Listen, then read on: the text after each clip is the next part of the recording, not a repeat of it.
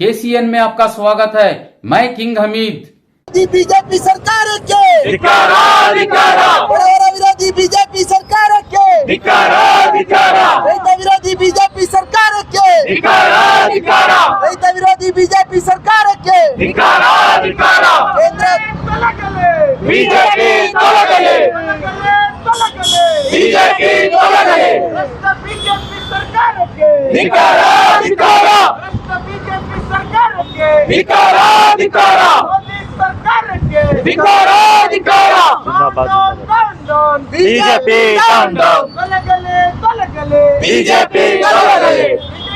ನೀತಿ ಮೇಲೆ ಆಳ್ವಿಕೆ ಮಾಡ್ತಿರೋ ಬಿಜೆಪಿ ಸರ್ಕಾರಕ್ಕೆ ಬಡವರ ರಕ್ತ ಕುಡಿತಿರೋ ಬಿಜೆಪಿ ಸರ್ಕಾರಕ್ಕೆ ಬೆಲೆ ಏರಿಕೆ ಸರ್ಕಾರಕ್ಕೆ ಬಿಜೆಪಿ ಸರ್ಕಾರಕ್ಕೆ ರಾಜ್ಯ ಬಿಜೆಪಿಗೆ जिंदाबाद जिंदाबाद जिंदाबाद यूथ कांग्रेस जिंदाबाद यूथ कांग्रेस जिंदाबाद यूथ कांग्रेस जिंदाबाद। ನನ್ನ ಹೆಸರು ಅಬ್ರಾರ್ ಮೊಹಮ್ಮದ್. ನಾನು ಯೂತ್ ಕಾಂಗ್ರೆಸ್ ಸ್ಟೇಟ್ ಸೆಕ್ರೆಟರಿ ಆಗಿದ್ದೀನಿ. ಇವತ್ತು ಇಲ್ಲಿ ಎಲ್ಲ ಸೇಲಿರೋ ಕಾರಣ ಏನಂತ ಅಂದರೆ ಬೆಲೆ ಏರಿಕೆ ಏನು ಪೆಟ್ರೋಲು ಡೀಸೆಲ್ಲು ಮತ್ತು ಗ್ಯಾಸಲ್ಲಿ ಬೆಲೆ ಏರಿಕೆ ಆಗಿದೆ. ಅದು ಜನರ ಜೀವನದಲ್ಲಿ ತುಂಬ ತೊಂದರೆ ತಂದಿದೆ. ಆಟೋ ಚಾಲಕರಿಗೆ ಎಲ್ಲರೂ ಗ್ಯಾಸಲ್ಲಿ ಓಡಿಸ್ತಾರೆ. ಆಟೋ 50 ರೂಪಾಯಿ ಗ್ಯಾಸಲ್ಲಿ ಮಾಡಿದ್ದಾರೆ. ಡೊಮೆಸ್ಟಿಕಲ್ಲಿ ಮನೆಗಳಲ್ಲಿ ಮಾಡಿದ್ದಾರೆ. ದಿನಕ್ಕೆ 50 ರೂಪಾಯಲ್ಲಿ ಅವರು ಜೀವನ ನಡೀತಾ ಇರತ್ತೆ. ಅಂಥವ್ರನ್ನ ಹೊಡೆದಿದ್ದಾರೆ ಈ ಬೆಲೆ ಏರಿಕೆ ಮಾಡಿಬಿಟ್ಟು. ಸೊ ಇದು ಏನಂತ ಅಂದರೆ, ಈಗ ಒಂದು ಮಾತು ಏನಂತ ಅಂದರೆ, ಜನರಲ್ ಪಬ್ಲಿಕ್ಗೆ ಇದು ಅರ್ಥ ಆಗಬೇಕು. ಏನಂತ ಅಂದರೆ, 2011ರಲ್ಲಿ ನಮ್ಮ ಮನಮೋಹನ್ ಸಿಂಗ್ ಅವರು ಪ್ರೈಮ್ ಮಿನಿಸ್ಟರ್ ಆಗಿದ್ದಾಗ ಇದು ಏನು ಬ್ಯಾರಲ್ ರೇಟು, ಕಚ್ಚಾ ತೈಲ ಕ್ರೂಡ್ ಆಯಿಲ್ ರೇಟು ತುಂಬಾ ಜಾಸ್ತಿ ಇತ್ತು.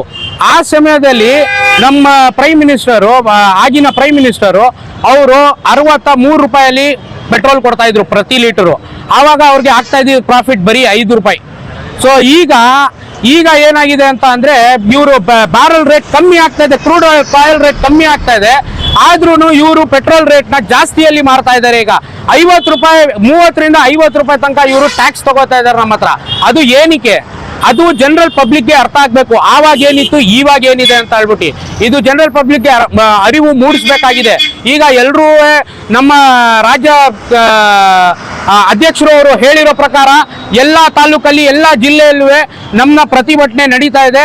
ಈ ಪ್ರತಿಭಟನೆ ಇದು ಕಮ್ಮಿ ಮಾಡೋ ತನಕನೂ, ಈ ರೆಡ್ಯೂಸ್ ಮಾಡೋ ತನಕನೂ, ಈ ಗ್ಯಾಸ್ ರೇಟ್, ಈ ಪೆಟ್ರೋಲು ಮತ್ತು ಡೀಸೆಲ್ ಬೆಲೆ ಕಮ್ಮಿ ಆಗೋ ತನಕನೂ ನಮ್ಮ ಪ್ರೊಟೆಸ್ಟ್ ಕಂಟಿನ್ಯೂ ಆಗುತ್ತೆ ಅಂತ ಹೇಳ್ಬಿಟ್ಟು ನಾನು ಹೇಳಕ್ಕೆ ಇಚ್ಛೆ ಪಡ್ತೀನಿ. जिंदाबाद जिंदाबाद कांग्रेस जिंदाबाद जिंदाबाद जिंदाबाद यूथ कांग्रेस जिंदाबाद ಧಿಕ್ಕಾರ ಧಿಕ್ಕಾರ ಬಿಜೆಪಿಗೆ ಬಿಜೆಪಿ ಅವರು ಅದು ಅವ್ರ ವಿರುದ್ಧನೇ ಮಾಡ್ಕೋತಾ ಇದ್ದಾರೆ ಅನ್ಸುತ್ತೆ.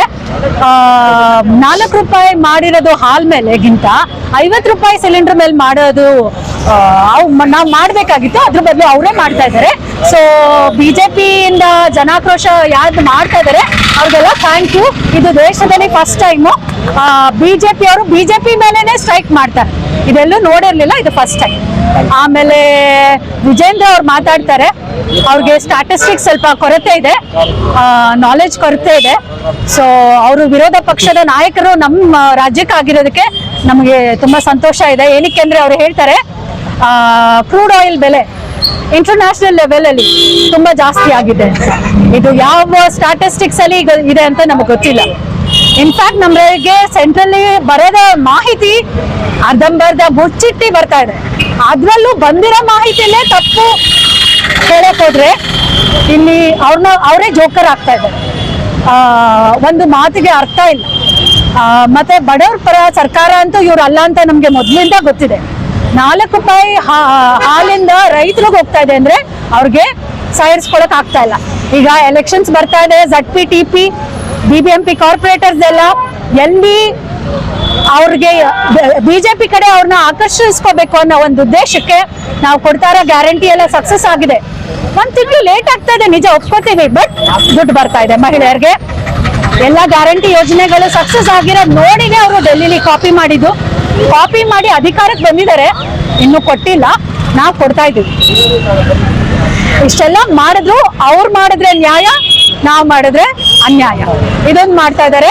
ಸೊ ನೆಕ್ಸ್ಟ್ ಎಲೆಕ್ಷನ್ ಅಲ್ಲಿ ಏನೋ ಒಂದು ಗೆಲ್ಬೇಕು, ಅವ್ರ ಮೇಲೆ ಕಾನ್ಸಂಟ್ರೇಷನ್ ತಗೋಬೇಕು ಅನ್ನೋ ಒಂದು ಉದ್ದೇಶದಿಂದ ನಮ್ಮನ್ನ ಫ್ಲಾಪ್ ಮಾಡಕ್ ಹೋಗಿ ನಮ್ಗೆ ಇನ್ನೂ ಒಂದ್ ಸ್ವಲ್ಪ ಹೈಲೈಟ್ ಮಾಡಿದ್ದಾರೆ, ನಮಗ್ ಪಬ್ಲಿಸಿಟಿ ಕೊಟ್ಟಿದ್ದಾರೆ.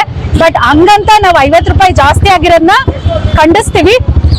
ಬಡವ್ರಿಗೆ ಅನ್ಯಾಯ ಆಗಕ್ ಬಿಡಲ್ಲ. ನಾವು ಯುವ ಕಾಂಗ್ರೆಸ್ ಯಾರಿದೀವಿ, ಅಧ್ಯಕ್ಷರು ಮಂಜುನಾಥ್ ಗೌಡ್ರು ಅಧ್ಯಕ್ಷತೆಯಲ್ಲಿ ಪ್ರತಿ ಜಿಲ್ಲೆಯಲ್ಲೂ ಹೋರಾಟ ಮಾಡ್ತಾ ಇದೀವಿ. ಇನ್ನು ಇಲ್ಲ ತನಕ ನಾವು ತೀವ್ರವಾಗಿ ತಗೊಂಡೋಗ್ತೀವಿ. ಸಮಯ ಸಂದರ್ಭ ಬಂದಲ್ಲಿ ಬಿಜೆಪಿ ಆಫೀಸಿಗೆ ಮುತ್ತಿಗೆ ಹಾಕಕ್ಕೂ ರೆಡಿ ಆಗಿದ್ದೀವಿ.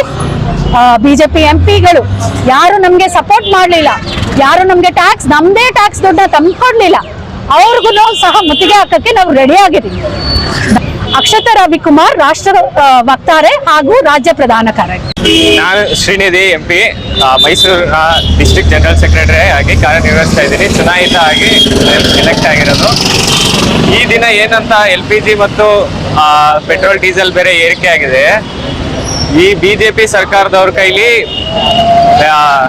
ಜಾಬ್ ಅಂತೂ ಕೊಡ್ಸಕ್ಕಾಗಲ್ಲ. ಎಲ್ಲ ಬರೀ ಸುಳ್ಳು ಆಶ್ವಾಸನೆ ಕೊಟ್ಟು ಜನಗಳ ತಲೆ ಮೇಲೆ ಗೂಬೆ ಕೊರಿಸ್ತಾ ಇದ್ದಾರೆ ಹೊರತು ಒಂದು ಯಾವುದೇ ಕ್ವಾಲಿಫಿಕೇಶನ್ ಮುಗಿಸ್ಕೊಂಡು ಹೋಗಿರೋರ್ಗೆ ಅದೇ ಆದ ಅವ್ರಿಗೆ ಕೆಲಸಗಳು ಸಿಗ್ತಾ ಇಲ್ಲ.